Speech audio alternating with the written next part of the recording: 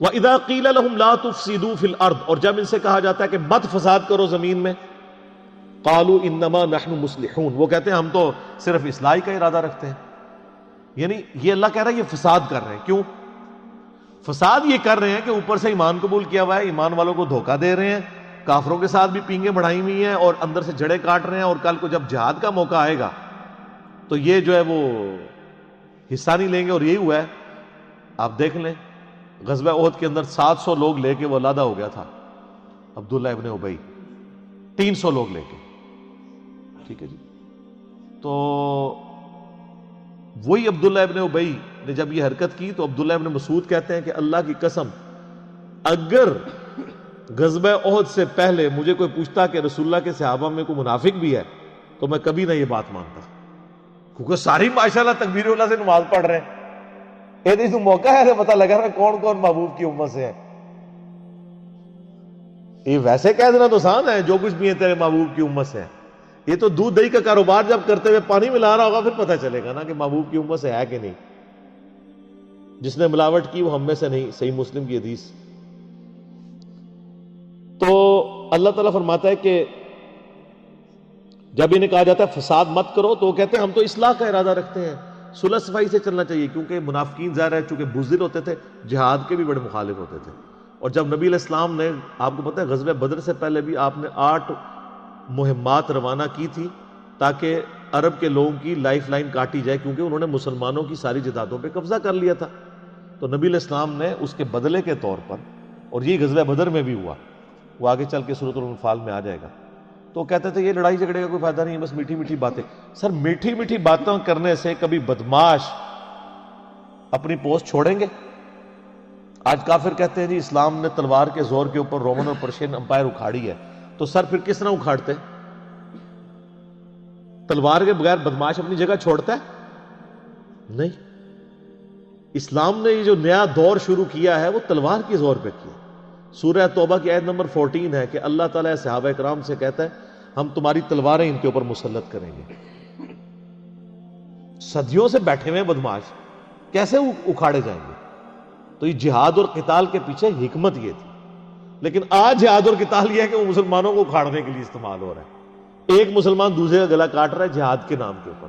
سر آپ دیکھتے نہیں پچھلے 30-40 سالوں میں سعودیہ اور ایران کی پراکسی وار میں جو کچھ ہمارے ملک کے اندر ہوا ہے، اور وہ آج تک ہم اس چنگل سے باہر نہیں نکل سکے.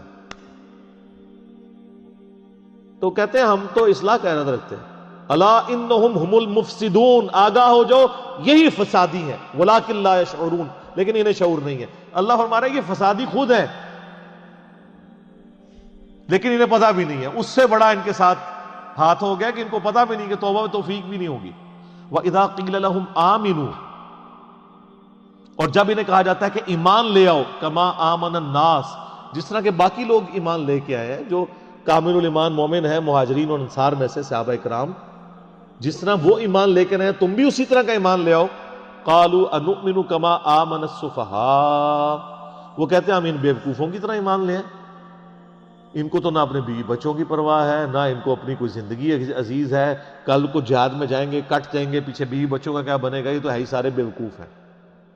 اور اللہ تعالیٰ کی طرف سے جواب سنیں، الا انہم هم السفہاء ولکن لا یعلمون، آگاہ ہو جو بے شک یہی لوگ ہی بیوقوف ہیں جو یہ صحابہ کرام کو بیوقوف کہہ رہے ہیں، لیکن ان کو خود بھی علم نہیں ہے. انہوں نے تو آخرت کا سودا کر لیا.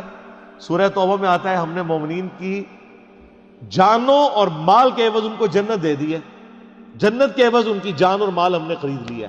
اور خوشخبری ہو تمہیں اس بیعت کے اوپر جو اللہ سے تم نے بیعت کی ہے. ہمارے مسلمان بھی بیعت کرتے ہیں لیکن اپنا جان مال جو ہے وہ پیروں فقیروں پہ لٹا رہے ہوتے ہیں. اللہ فرماتا ہے کہ اللہ کے لیے لٹاؤ، بیعت اللہ سے ہو پیغمبر کے ذریعے صلی اللہ علیہ وسلم. وَإِذَا لَقُوا الَّذِينَ آمَنُوا، اور جب یہ ملتے ہیں اہل ایمان سے، قَالُوا آمَنَّا، کہتے ہیں ہم ایمان لاتے ہیں. وَإِذَا خَلَوْا إِلَىٰ شَيَاطِينِهِمْ، اور جب اپنے شیطانوں کے ساتھ علیحدہ ہوتے ہیں یعنی دوسری پارٹی کے ساتھ، قَالُوا إِنَّا مَعَكُمْ، بے شک ہم تو تمہارے ساتھ ہیں. إِنَّمَا نَحْنُ مُسْتَهْزِئُونَ، ہم تو اوپر سے ہنسی مذاق کے طور پہ انہیں کہہ رہے ہوتے ہیں کہ ہم مسلمان ہیں. دوغلی پالیسی. اور اللہ نے کہا کہ اپنے شیطانوں کے ساتھ جب ملتے ہیں، شیطان کن کو کہا؟ ان کافروں کو، ان کے سرگنا جو علماء یہود تھے ان کو. اب کٹھے ہوتے ہیں اپنے شیطانوں میں. اچھا، شیطان لفظ کے دو مطلب ہیں، ایک ہے اللہ کی رحمت سے دور، اور ایک شیطان کا مطلب ہے جو حسد اور بغض میں بھرا ہوا ہو. یہ بیک وقت دونوں معنی شیطان کے اوپر فٹ آتے ہیں. اللہ کی رحمت سے وہ دور ہے کیونکہ مردود بارگاہ ہے، اور اس میں حسد اور بغض ابن آدم کا پایا جاتا ہے کیونکہ وہ یہ سمجھتا ہے کہ نہ اللہ مجھے آدم علیہ السلام کے معاملے میں آزمائش میں ڈالتا اور نہ میں مردود بارگاہ ہوتا. تو یہ دونوں چیزیں اس میں. تو اللہ نے یہ انسانوں میں سے شیطان ہیں وہ لوگ جن کے ساتھ منافقین ملتے ہیں اور کہتے ہیں ہم تو مذاق کر رہے تھے، انما نحن مستہزئون، ہم تو صرف مذاق کر رہے تھے. اللہ طرف ہمارا ہے اللہ یستہزئ بہم، اللہ ان کے ساتھ اصل میں مزاح فرما رہا ہے جیسا کہ اس کی شان کے لائق ہے.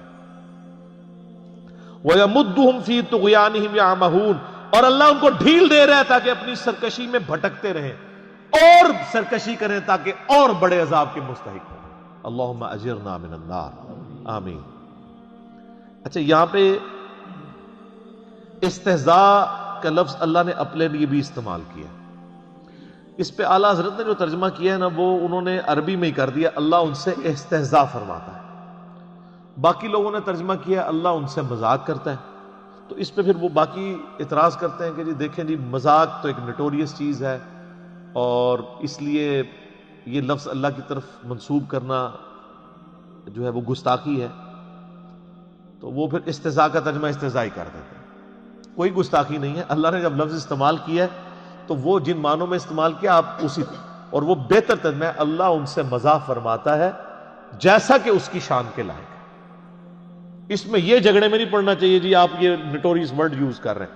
اللہ نے خود کیا واللہ خیر الماکرین، خفیہ تدبیر ترجمہ کیا ہوا ہے. وہ تدبیر خود عربی کا لفظ ہے، وہ بھی آ سکتا تھا. اولئک الذین اشتروا الضلالۃ بالہدی، اللہ فرماتا ہے یہ ہیں وہ منافق جنہوں نے خرید لی ہے گمراہی ہدایت کے بدلے میں. ہدایت بیچ دی اپنے ہاتھوں سے، مفت کی ہدایت ملی ہوئی تھی اور گمراہی خرید لی. فما ربحت تجارتهم وما كانوا مهتدین، تو اب ان کو یہ تجارت نفع نہیں دے گی اور نہ وہ ہدایت پہ کبھی آئیں گے. انہوں نے یار دیکھیں بالکل کوئی شخص دریا کے کنارے پیاسا مر جائے تو کتنی بڑا بدبخت ہے. محمد رسول اللہ دنیا میں جلوہ افروز ہوں، اللہ کے ریپریزنٹیٹو، ہر لحاظ سے حجت تمام ہوئی ہو، ان کی موجودگی میں بھی کوئی کفر کی موت مر جائے، اس سے بڑا کون بدبخت ہو. تو اللہ فرماتا ہے انہوں نے تو ہدایت آئی ہوئی اپنے ہاتھوں سے دے کے گمراہی خرید لی ہے اور اب ان کو ہدایت نہیں مل رہی ہے.